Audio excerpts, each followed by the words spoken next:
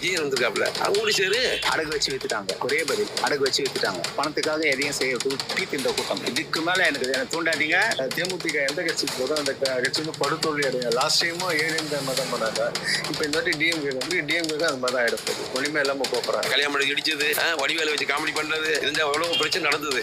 அன்னைக்கெல்லாம் கலைஞர் கூட தான் இருந்தாப்புல, அழகிரி கூட இருந்துட்டு எவ்வளவு மேல பண்ணாப்புல. இந்த மாதிரி தெரியாதா? உண்மையில பாருங்க எவ்வளவு அசிங்கப்படுத்தினாங்க வடிவேலு. அதே வந்து இந்த எலெக்ஷன்ல தேமுதிக தான் போறது ஐடியா இருந்தேன். இப்போ அவங்க இதுல போனதால வாய்ப்பு இல்லை. எல்லாம் பைசா தான், காசு தான்.